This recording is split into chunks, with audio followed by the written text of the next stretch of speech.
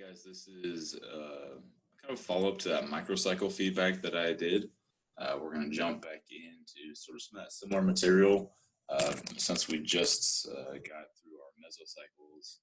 I think pretty much everybody has feedback by now. And if you have any questions that aren't covered in this, or you just want some extra clarity, or if you feel like a grade was unfair or whatever, just reach out. We'll talk. I want you guys to have this stuff covered really strongly, because we're going to step away from this material and be moving on to our work capacity, speed and agility, plyometrics, those types of things. So I just want to make sure that you guys have this, have some confidence with your mesocycle creations, because this is going to be a factor in your final. And I'll tell you right now that you guys are just so far ahead of where I was at this level of education. Yeah, you guys are doing great. I don't know if you feel that way, but honestly, a lot of these cycles are pretty impressive, and you guys are doing great with it. So some notes I made for trying to just kind of help out, kind of a shotgun blast of getting everybody a little bit of feedback. Kind of some common themes I saw with the mesocycles. One thing was kind of forgetting or getting away from that warm-up. So let's try to bring that back in, especially as we move on, when we come back around to that final. And with that warm-up, earlier in the semester, we touched on the mobilization, activation, and potentiation model. So bring that back in as well. Don't overthink it. Don't reinvent the wheel. Just use sort of those simple foundations of the mobilization, activation, and potentiation. That Joe Ken presentation, I know a lot of you watched it, or at least you turned in the Q&A for it. But I was surprised that several of us were still kind of struggling with creating that complete traditional cycle. So I went into that YouTube video link that I sent you guys, and I just took a little snapshot out of his presentation here. And this is what we are looking for our mesocycle model. Week 1 is going to be base, week 2 is load, week 3 is performance. It can be done other ways. There's a lot of ways to skin the cat, but for the purpose of this class, please just entertain me and stick to that model. That will help me.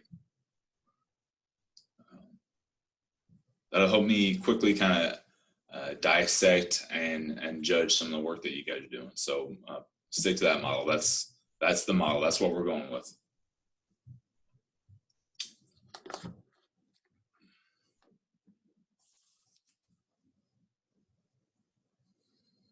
So our stress is going to peak in week 3.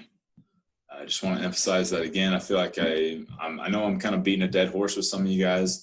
A lot of these mesocycles were essentially flawless, but that's just one thing that I was surprised that we were still struggling with a little bit. Pardon my scrolling there a little bit. I have sworn we had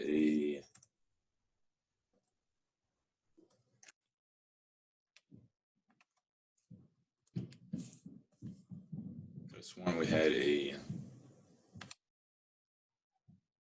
image in there for the general adaptation syndrome. Let's see if my computer will work here. Okay, let's grab this one, bring it back in here. So general adaptation syndrome.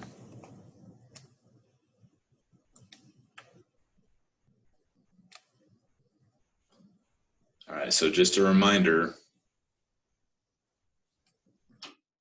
as that stress is going to peak in week 3,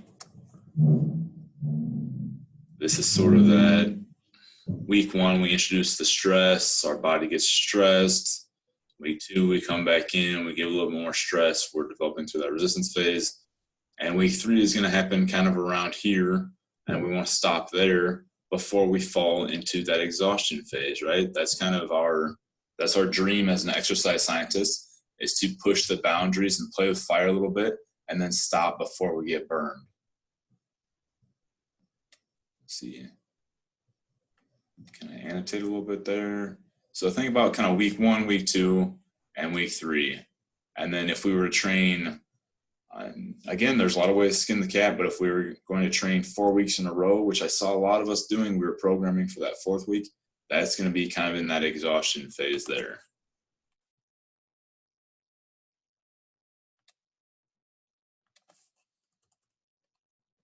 Let's see where we're at here.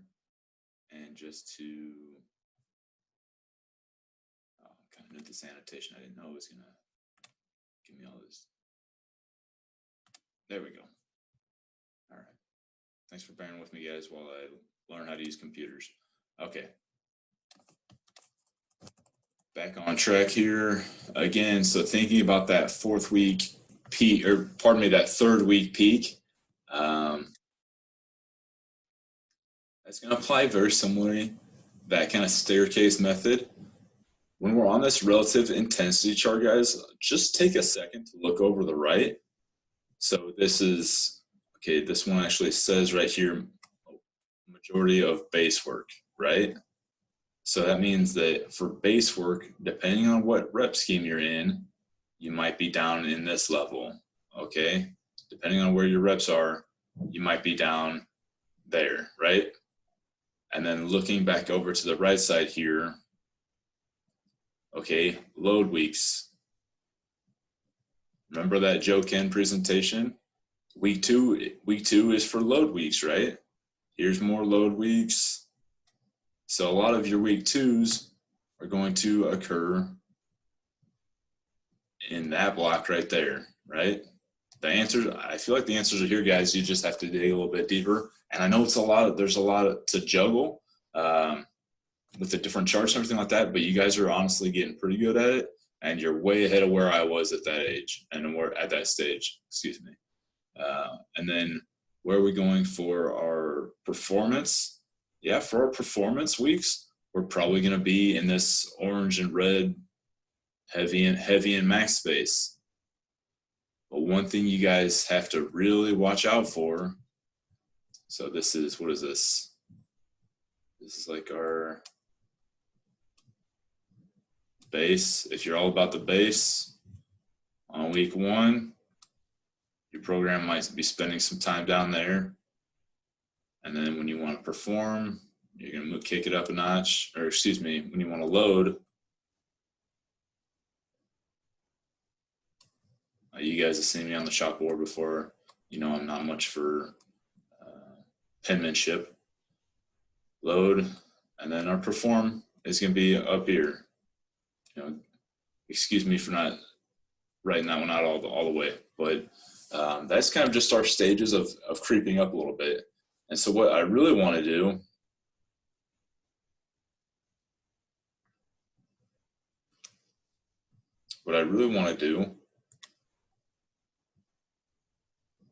let's see here. What I really want to do is, you know, we just saw the levels that we're going to go up, but what you really do is you kind of start, because we know that our intensity and our volume have a inverse relationship. So I'm not giving any specific example here, but as the week goes on, we sort of stair step our way down, right? Because as volume drops, intensity rises.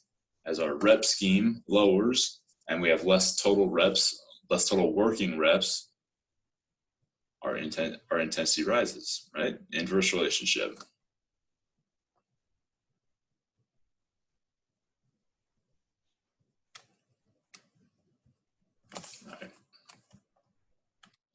All right. Thanks for being a good sports. While I play around with that annotation. Okay, we talked about the relative intensity table. I think, you know, honestly, you guys are getting some really pretty good at it, pretty sharp. But just remember that inverse relationship of volume and intensity. And then for the rest block, you know, let's open up I pull up a blank template there.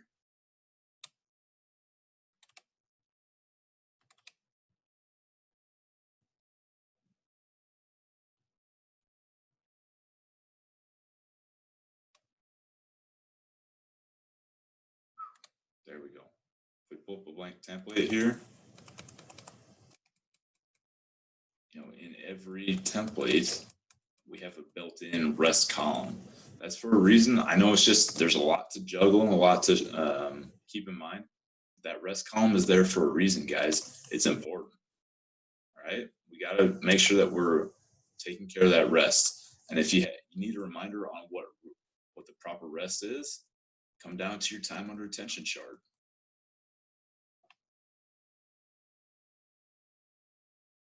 There's not an optimal time under attention for every for time under attention. There's not an optimal window for everyone there, but for the rest period there is. So we don't really have an excuse for not inputting kind of a well thought out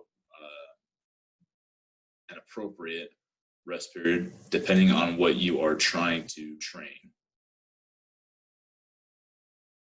And that just kind of reminds me of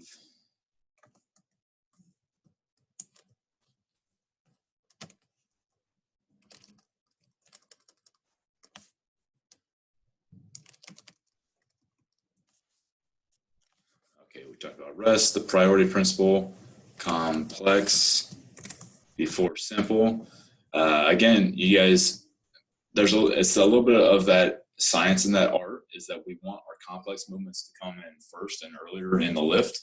But if you're going to have pull-ups later on in the lift, not every big movement needs to happen first, in the first block. But just watch out for things like doing bicep curls. If you're going to pair a bicep curl with a squat, that's not inherently bad. But if in your next phase you have pull-ups or rows, you may not necessarily want those biceps pre-fatigued, especially if you're trying to gain strength or depending on just what your goals are. So just some things to watch out for there. Or pairing like a farmer's walk with a row or with shrugs is that your hands can only take so much. So just watch out for double dipping. We'll add that in there. Watch out for double dipping. So like if you want to grow strength and you are pairing your squat with your deadlift, gosh, those are two of the biggest movements that we can even think of. And that when you start pairing them and making them both challenging, they're both going to suffer a little bit as you start hitting some of those heavier sets. They're going to suffer a little bit. Some of your frustrations or your concerns, just want to remind you guys, if you aren't getting a principal or if you feel like some grading was unfair or anything like that, just reach out. This is obviously not ideal, and I wish I was still meeting with you guys in person. But I've done several phone calls and we can hop on video chat or we can do whatever we need to do to make sure that you guys understand and kind of own this material. And as far as frustrations and concerns, again, I think you guys are already doing so good at these mesocycles that when it comes time to do it for the final, you're going to do pretty darn well with it. If you just look back at the notes that I've given you for your microcycle and your mesocycle, then when it's time to do that next mesocycle, I think we'll do pretty darn well. I already talked about double dipping during my tangents and my rants, but one thing I haven't talked about is that weight loss. Guys, there is nothing wrong with training for weight loss, but the only thing we've ever said about weight loss so far this semester is that we're not training for weight loss.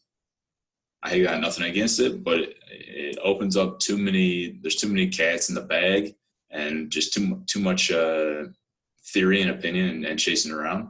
So please, when you're setting and establishing your goals, clarify your goals. A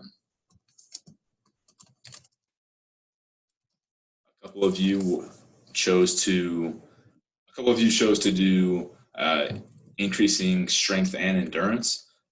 Thing is, and there's nothing wrong with that. I'm not trying to take that away from you. But if you look at some of those different properties and principles, different rep schemes, different loads and intensities, just some different rest periods, all those things. If you're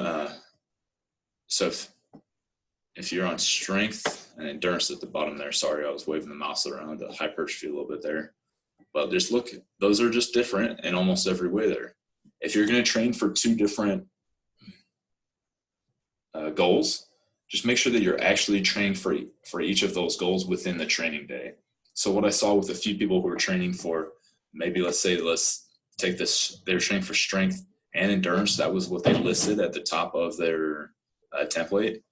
And what I actually saw was that they ended up with kind of like a mutt of kind of like a clutter of just things in the middle. So remember that the goal is to keep the goal the goal.